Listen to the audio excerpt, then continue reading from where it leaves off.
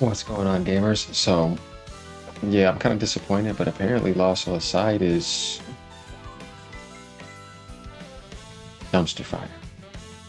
Now, we know one guy worked on this, but he got help over time, and we were hoping that we would get a better product, but that's going to take Sony Publishing for sure. DreamcastGuy has a lot to share. Are we ready? Yeah, this gets interesting. Y'all ponies, sit down. Hey there, gamers, DreamcastGuy here, and today we're talking about Lost Soul Aside, the newest PlayStation exclusive that, well, this game, I went into it with very, very low expectations. This has been being teased by Sony now for the last 9 years. Lots of appearances at State of Plays and gameplay reveals and stuff like that. And to be honest, I always thought it looked decent, but now that I've had a chance to play it, the gameplay is way more fun than I was expecting. And the story and the world and the puzzles are terrible. I mean, this might legitimately be the worst story I've ever seen in any game ever. I would say. Well, we know how Dreamcast guys, but still, damn, no. You know what, guys? I saw a review on Metacritic from Eurogamer. It was a 4 out of 10. I'm like, damn, man. You know, I was kind of like hoping to get excited. Friend of mine I'll be talking to, and we're looking forward to Lost Soul Aside. And then, yeah, it turns out it's going to have a lower rating than Concord. Man. So that's a bummer. But we still got so many games out, you know what I mean? I'll just go to something else. Maybe it may get better over time when we get it on the service. But yeah, those of you that were on the fence, yeah, not worth the 60. So Sony money had in that is not really an advantage. Xbox players don't really have to worry about anything with that. They're not missing out. Or the Switch players and anybody who doesn't have it. A solid 60% of the dialogue in this game is gibberish, like actual literal nonsense word salad that doesn't make any sense. I'm not sure what this game is about. I'm going to try and explain the story and talk about this, but it feels like somebody put the script into a paper shredder and then in the freaking sound booth tried to put it back together, because literally almost everything that any character says to each other doesn't connect. But let me break down the fun combat and why, as much as I'm enjoying playing this, I don't think it's worth $60 if I'm being honest. But let's break it down. Hi, hope you're having a great day, and if you could please give this video a like and subscribe if you haven't already. I'm going to start by just talking about that story, but real quick, we're going to show you a lot of cool gameplay here in the background, because honestly, the combat in this is so dang addictive. This plays like Devil May Cry or frickin' Bayonetta. It's an action combat game. Now, the director of the game, he said he was originally inspired by Final Fantasy 15, and to be honest, as a big fan of Final Fantasy 15, I think that influence is fantastic. I like the fact that everybody's got really...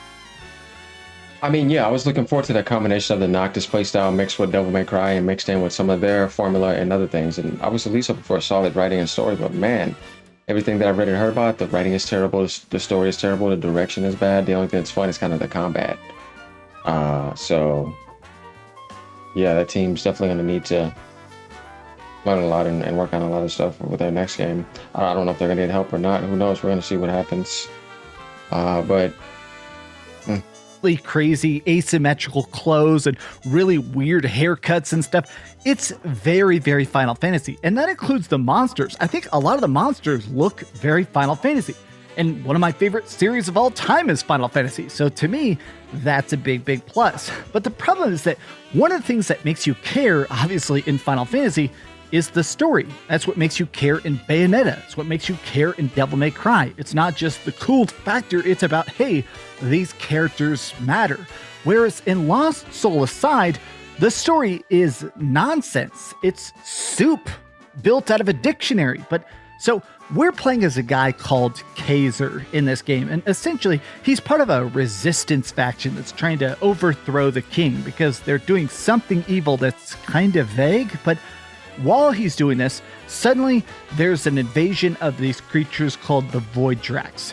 Void Dracs are monsters. Now, I can't tell if they're aliens or intergalactic creatures, or they've always been here, but historically, they've only lived on a tiny island. Well, somehow they're invading the mainland, so we start to fight back, and in order to get extra power, you accidentally unleash this dragon called Arena. Arena now is your like spirit animal. He possesses you and he gives you the ability to have all of his magic and therefore fight back against the Void Drax.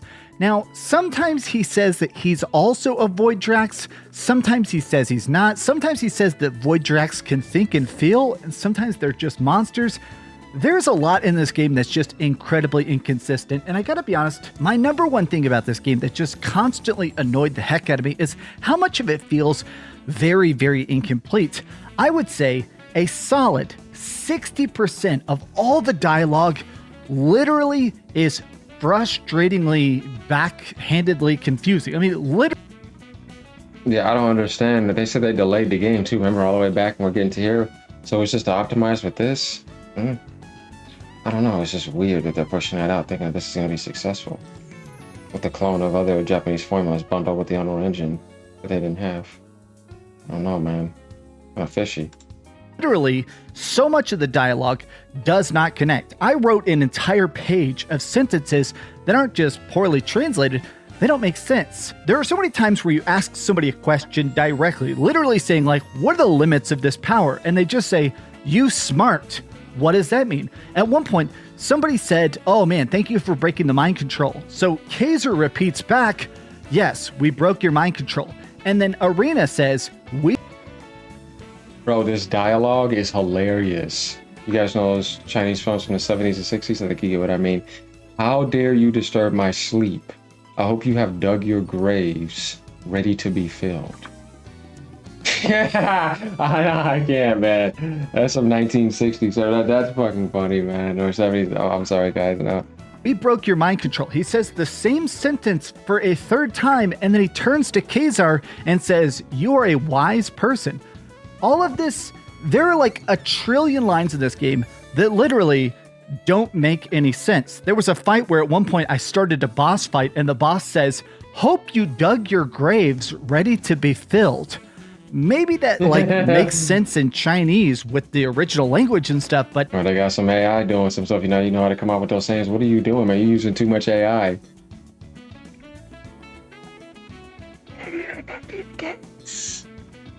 Because why is it so much like that? This might be AI SLOP. Doesn't have a soul.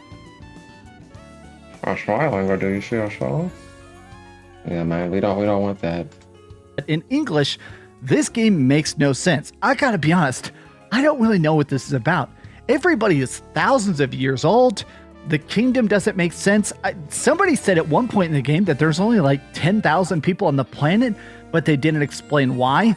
I think there's literally one city in the whole game, and you just keep exploring all these blown out empty cities. And part of the weirdness of that is that I do think these environments look great. I do think these constant collapsed cities look so good, but when you find notes and stuff, you will find pieces of paper on the ground, and Arena will say, oh, I set that down 1,000 years ago. How does a paper last 1,000 years? And it's basically a grocery list. Yeah, that's AI.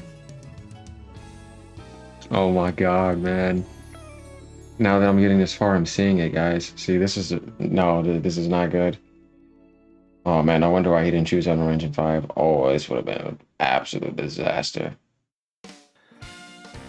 But let's talk about the combat, okay? If you're playing this for the story, you're gonna have a bad time. Flashy cutscenes are cool, I guess, but I truly do not understand what in the world this game is about. Even after playing so much, I have no idea what this game is about. Okay, so when it comes to the combat, what makes this game so incredibly fun is that it's very, very easy to pick up. I like games like Devil May Cry and Bayonetta because you only technically have a couple buttons, but you can make so many combos out of it. You just have a fast attack, a strong attack, and dodge is the shoulder button. But it's also more than that because each of the 4 weapons we get in this game have very different fighting styles. The sword lets you do like a Final Fantasy 15 style teleport attack, whereas the big broadsword not only does heavier strikes, but you can hit the ground and use the broadsword to activate nearby items. You can set up shields or blocks or surf on that sword. There's a lot of stuff with each of the different weapons that fits the particular dungeon where you originally unlocked it, but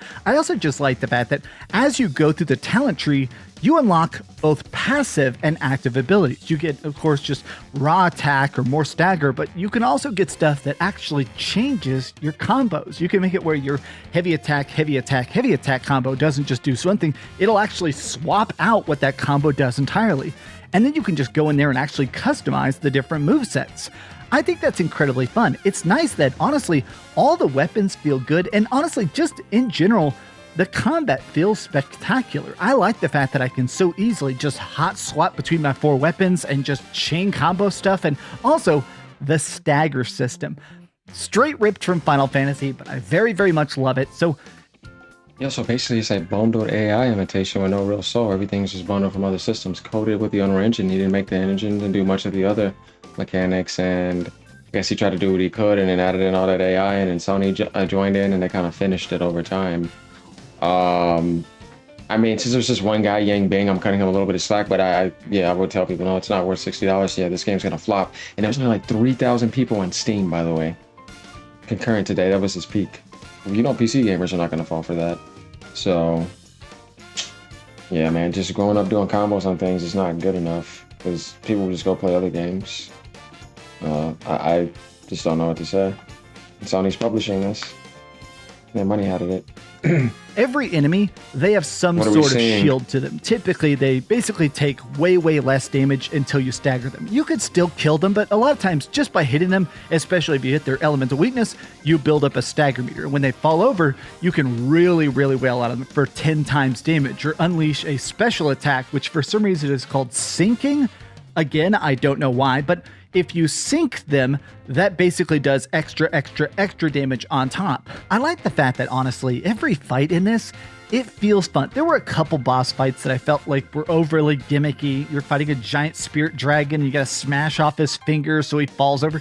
There's a little bit of stuff in there that I didn't like, but I would say a solid 90 to 95% of all the bosses, they're fun. Whether they're kicking your butt or being really easy to knock over, I think they're incredibly fun. I like the upgrades a lot. And part of that comes down to the fact that your character gets money. You get money, and by going to the store, there's this 10,000-year-old vendor who looks like a little kid who teleports after you. Whenever you see her, she's literally around every corner. So in the whole game, at any point, this magical, teleporting, ageless high school vendor, she's there, and you can talk to her and buy different little like upgrade shards, and you can equip these to your weapons to get better passives. This is the typical stuff: more crit, more elemental. Yeah, pretty much. We kind of get the idea here. This game is a letdown, and it's going to let down a lot of people if you bought it. I'm sorry if you did. Let me know what you guys think about this so we get the idea here. This is not the money hat that Sony wants, but you know, other Chinese hero projects did well, so yeah, there's nothing really to worry about, and nobody's missing out on anything. Hopefully they make this game better over time. I don't know. We'll see, but let me know what you guys think, all right? Peace out. Have a great day. Ponies, sit down.